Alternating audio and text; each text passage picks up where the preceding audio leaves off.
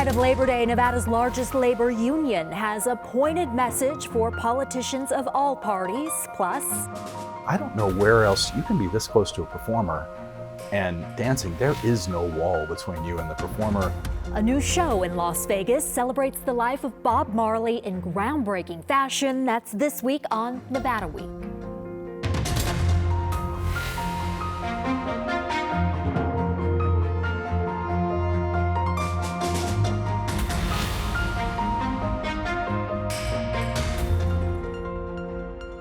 Support for Nevada Week is provided by Senator William H. Hernstedt.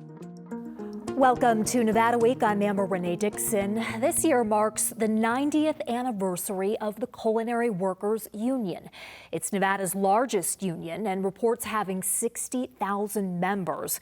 They're hospitality workers and have historically helped Democrats win this state. But last year, union leaders warned the Dems that they may be out of touch with voters. So is that still the case? Ahead of Labor Day, we're talking with Ted Pappageorge, Secretary-Treasurer of the Culinary Union. So Ted, the Culinary Union is celebrating its 90th year. How healthy is this union when you take into account that across the country, union membership has declined over the past several decades?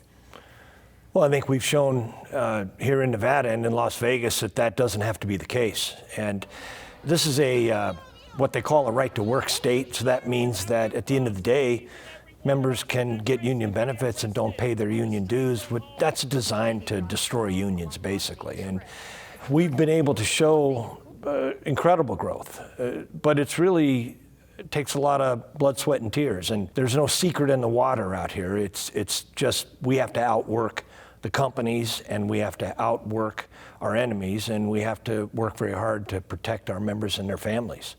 Perhaps a sign of your union's strength is that all major casinos on the Las Vegas Strip are now unionized. However, there are some who argue that those union contracts have led to the higher prices that people are seeing at the casinos. Steve Hill of the Las Vegas Convention and Visitors Authority said in part on this very show, union contracts that have been negotiated over the past couple of years have added some pretty large costs to the service provision in the destination as well. So we're having to take that into consideration as we look to price things in Las Vegas. How would you respond to that? Well, I think folks like Steve Hill and others have to remember that Las Vegas isn't going to function without the workers here. And this is a #1 worldwide destination that provides top quality service and customer experience. And you have to have the best, and we do. Our union members are skilled. These are very physical jobs.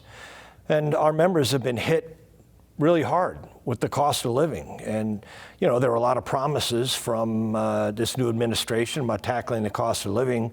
They've abandoned that. And I think we've ended up with some very fair contracts. And I would just make one other point to Steve and some of the other folks is that we haven't had a strike in this town for 27 years until the Virgin Hotel that happened just recently. And it was an argument about that standard. And I would argue that we've been very reasonable with these companies. At the same time, we have a Las Vegas dream. Workers deserve the right to have fair wages. They deserve the right to have health care, that they're not going to go bankrupt if they have to take their kids to the doctor. And they deserve the right to hope to be able to own a home if they work hard and save their money. And I think we've been able to accomplish that here. One policy of the current president that I cannot imagine your members have an issue with is no tax on tips. Well, that's interesting. It didn't happen. There is no tax on tips, but there is a tax credit that made it through this big ugly bill that we saw. But what a lot of folks don't realize, there was a lot of bipartisan work on that. Senator Jackie Rosen, Senators Masto had bills. So did Congressman Stephen Horsford. Senator Rosen used a procedure called unanimous consent that while the big ugly bill was being fought over, her and Republican Senator Ted Cruz passed it through the Senate as a stopgap if it didn't make it through the big ugly bill. So look, we're going to see where that ends up. There's a couple things that are problems with this tax credit. It's a tax deduction, actually, right? Well, it's not a tax credit. That might be more helpful if it was. Well, but I would say two things. One, you got to be making the tips to be able to deduct the taxes, and we're seeing a real downturn that is questionable and problematic. But the other thing is this, is that there's a marriage tax penalty. If you have two tip earners that are married, there's a 100% penalty on this credit / deduction. It also doesn't cover automatic gratuities. If you have large parties or a partial buyout of restaurants or a full buyout, it doesn't apply to that. The tip earner has to actually remove that out of their taxes. And then the worst part is that they're temporary, but all the tax cuts for the billionaires are permanent. So look, our goal is to work with our congressional delegation and to be very vigilant with the Treasury and the IRS. We've had a history of fighting with the IRS for fair taxation for tip earners. This isn't new. And it's not etched in stone that tip earners are taxed. That law was legislated during the Reagan administration. But since then, Senator Harry Reid was a champion for tip earners, for example. We've had lots of battles. We negotiated during the pandemic for a 60% reduction in the tip allocation, the rate that you agree that you're taxed at. But then when that went away, the IRS, we think, kind of went overboard. And so we're welcoming the relief. There's a lot of work to be done. I want to read you the title of a recent New York Times article. It's "Union Leaders Get Tough with Democrats as Members Drift Toward Trump." Is that the case for the Culinary Union? No, that's a little bit of flamboyance in the title. The majority of our members voted for Kamala Harris and working class issues, but the reality is that, DC politicians and national Democrats, they have been tone deaf on this issue of the cost of living.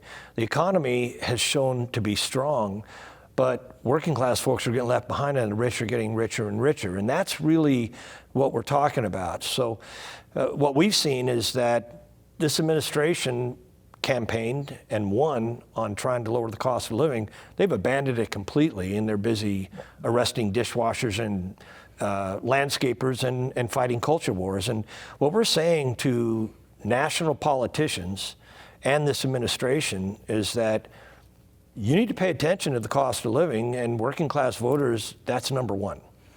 When you say arresting dishwashers under the increased immigration enforcement under this administration, I mean, are your dishwashers getting arrested here in Las Vegas? Well, we've got two of our members. One's a 40-year member that's in detention right now, and he's got a hearing this week. It's just an abomination, and it's un-American what's going on. The member that you spoke of, are you able to tell us whether he has a criminal history? Well, that's what happens. What happens is folks may have gotten stopped for drug possession or whatever years ago. His was 20 years ago. He had a plea bargain, and he paid his price. And he's been a functioning member of society. But look, we're hoping that this doesn't continue. What we'd like to see from this administration is that the folks that have to work in construction, they have to work in hospitality, they have to work in on the farms and agriculture, that this greatest economy on earth needs. The United States economy is the greatest economy in the world, but we need workers, and immigrant workers are a part of that. So this kind of fantasy that you're somehow going to take out all these workers and somehow we're going to function, it's going to be harmful to our economy. That's what we think. And what we think is the system needs to be fixed. There needs to be law and order at the border, and violent criminals should be deported. But folks that are here working and have families should have a chance to be here and work, and they should have a pathway to be American citizens. In that New York Times article I mentioned, you said that prior to this past election, you were warning that Nevada could end up voting for Trump, that Trump could win Nevada, a Republican taking this state for the first time in 20 years. Do you think anyone is listening now? Are the Democrats listening now? Well, I don't know, but I think that Democrats and Republicans are off track here in a way. And what we really have to do, we think, is pay attention to both sides of the coin, because this idea of mass deportations of a workforce that actually is needed, mass tariffs and threats to our allies that are also our best customers, the fear was a slump. Our members are calling it a Trump slump. And the reality is that slump is here, at least for Las Vegas, for our members in the state of Nevada. So look, what we're seeing and what we hearing from our members is that they're just very worried. They're very concerned. And what we need this administration to do is essentially walk and chew gum at the same time. You can enforce the border, you can fight for free trade and fair trade, but also understand that travel, tourism, and hospitality, it's the #1 industry in the state of Nevada, but in every major metropolitan city, LA, San Francisco, Chicago, New York, Miami, it's #2 or #3 in revenue and job creation. So there has to be real correction with this administration to understand that you're harming the economy, and we don't want it to ripple out any farther. I imagine the Culinary Union is already gearing up for the 2026 midterms. Well, I would say no. I would say that what we're concerned right now is this Trump slump is #1. Our members are concerned.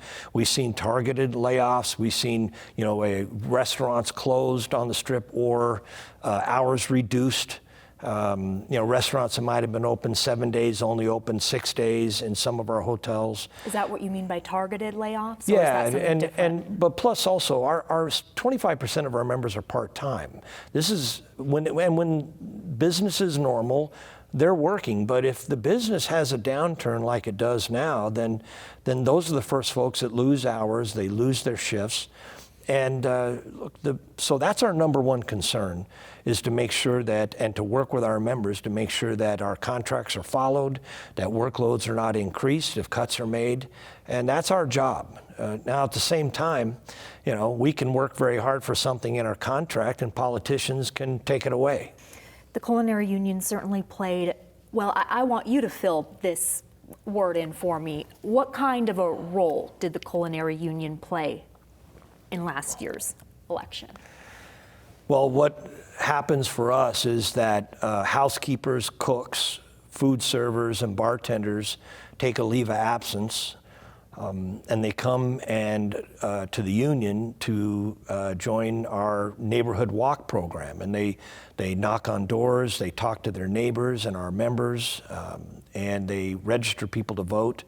And encourage them to vote and educate them about the issues. Our members volunteer in a significant way. We have probably over 1,000 shop stewards, workplace leaders that are trained to help folks enforce the contract. But also, for example, we've had a big issue on the daily room cleaning, the idea that Las Vegas should have full service. And we've had some real fights with our state Democrats who removed the regulations on that. And for our members, they're Let's active just stop on there that. to remind our viewers of that situation. This was something that happened during COVID, mandatory daily room cleanings, but then the state legislature got rid of that.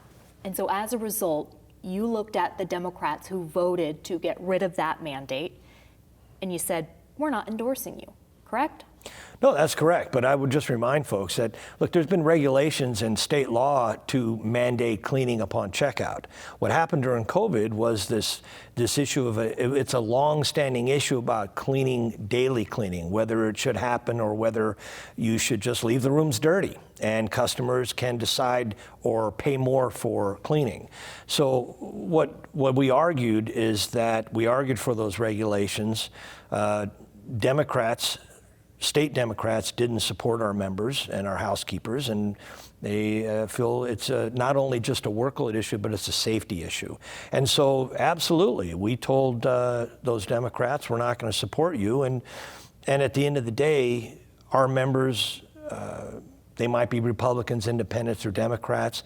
The majority of them they're with Democrats and they're working class folks, so that's where they tend to go. But it's not etched in stone, and so our members are going to listen to folks that really pay attention to this issue of the cost of living, and also take on issues like this daily room cleaning issue. Ted Pappageorge, thank you so much for joining Nevada Week. Great, thank you. From unions to unity now, creators of Bob Marley Hope Road say the new show at Mandalay Bay brings people together. With live music and immersive storytelling, you don't buy seats to this show. Instead, guests move through multiple rooms and are meant to feel as if they're a part of a party celebrating the Jamaican icon's life and legacy. Scott Gibbons, who's produced live events for global summits, theme park parades, and numerous Olympic Games, is a co-executive producer of Bob Marley Hope Road, and Nevada Week sat down with him to learn more. Okay, so Bob Marley Hope Road is described as a groundbreaking entertainment experience in Las Vegas. What makes it groundbreaking? Gosh, I'll start with Las Vegas has amazing entertainment and such a long history. So being described as groundbreaking is a big deal. Yeah. And I think we are really unique because it's a novel format. You come in and you're standing, and you begin in one room, and a lot of times guests think that's the only room. But then we take you through 6 more experiences over the course of the night. We move you through the scenery and the music that Bob Marley created. That doesn't exist anywhere else in Las Vegas right now. It doesn't. There's some great standing shows, and there's some amazing things you can see in town. And a lot of immersive exhibits. And a lot of immersive, but this kind of combination of we've got 41 cast members that are part of the performance, and being able to interact with all these casts and have them carry you through the journey is a unique experience. When you talk about standing, that's an important big decision because there is a large clientele in Las Vegas who wants to sit and watch something. Yeah. And a lot of times when people think show, they think show, sit, don't participate. We wanted to turn that around and say, no, you are a participant. You're actually a performer and a participant in the show. And you can opt in. Yeah, our cast will invite you into the conversation, invite you into the performance. And if you pass, they'll just kind of gently move along and invite the next person. But if you engage, they'll pull you in, and it's really wonderful. So you can go through and become a participant. We do have seating for people's comfort, so some people do want to sit. So we said about 20% of our audience in any one room can have a seat and take a little rest. And what we find is people want to do that, particularly toward the end, but they get their choice. Also, perhaps groundbreaking, I'm not sure. You talked off camera with me about the ability to have 3 shows running at one time.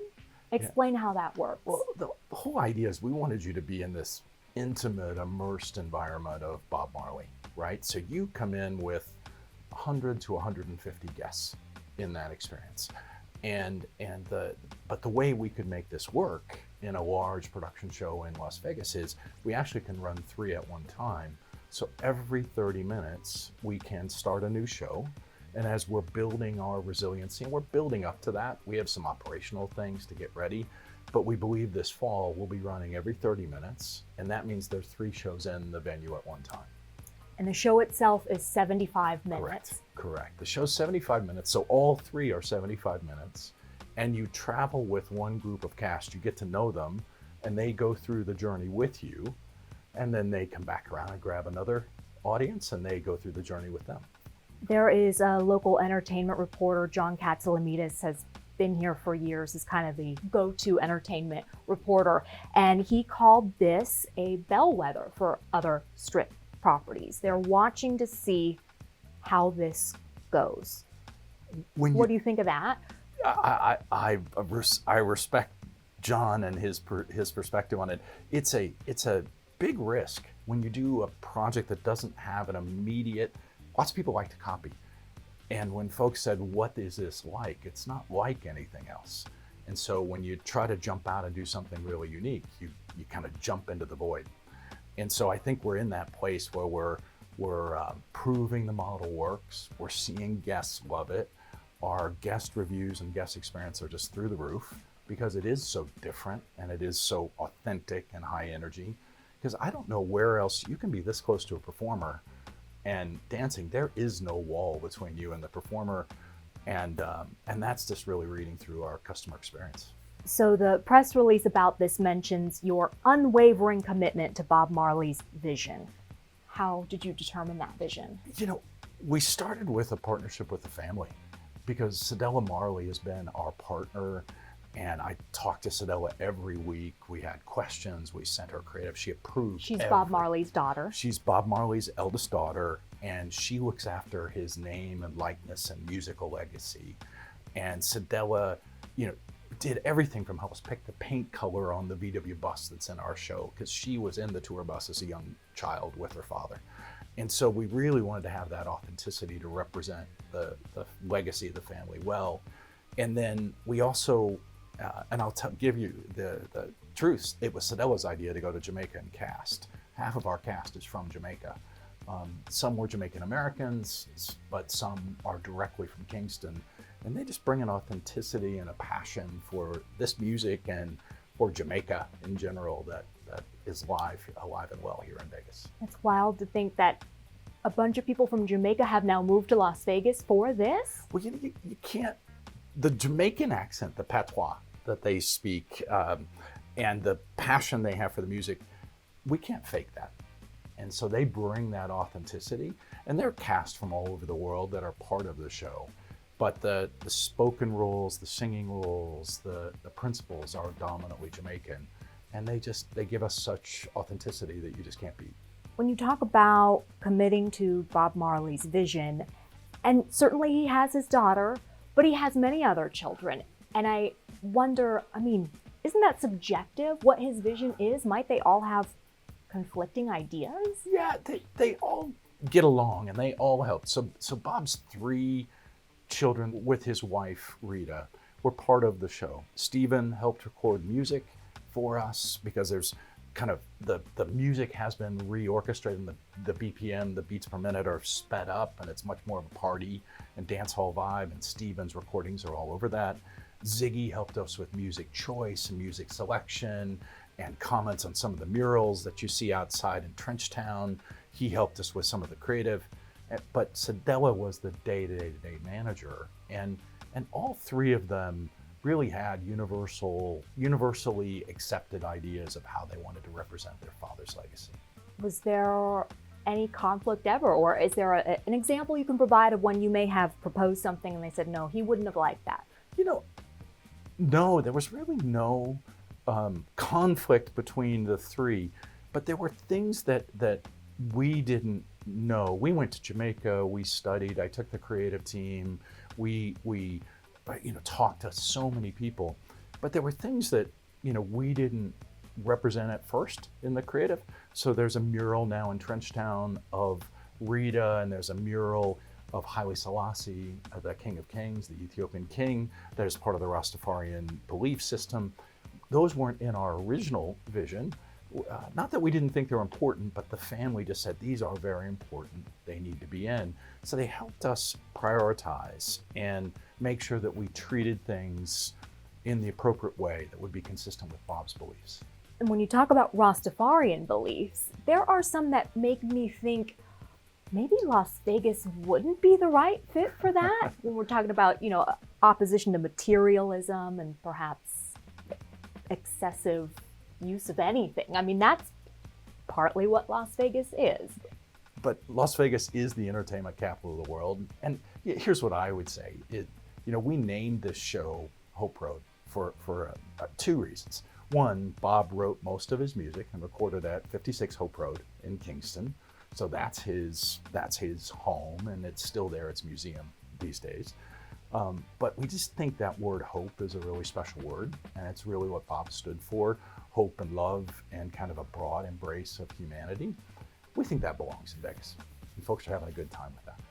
Stephen and Ziggy, their daughters are both DJs in this. They are DJs that are part of the show. So 2 of Bob Marley's grandkids, that's how involved the family is. 2 of Bob Marley's grandkids are in our cast and are part of the performance, and it's really, really fun. And they just bring a spirit and a zest. I would say it's equal to the rest of our cast, but having the authenticity of a couple of Bob Marley's grandkids is really fun.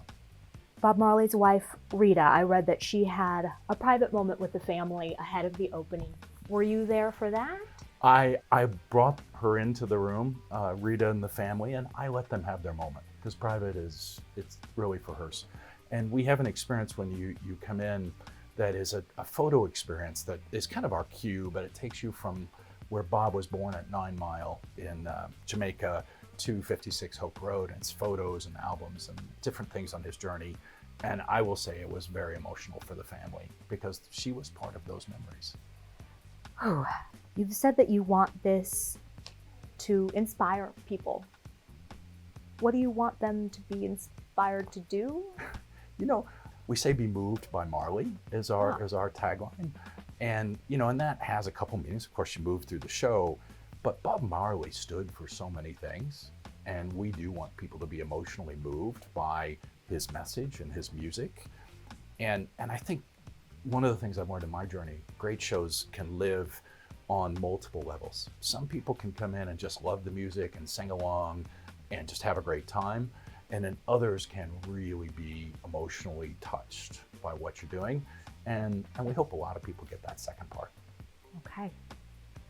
Scott Gibbons, 5 Currents, thank you so much for joining Nevada Week. Thank you very much for coming to our home, Marley Hope Road. Bob Marley would have turned 80 years old this year, and to honor his birthday, his sons, the Marley brothers, played a tribute concert which you can watch on PBS Passport. For more information on that or any of the other resources discussed on this show, go to vegaspbs.org/Nevada Week, and I'll see you next week on Nevada Week.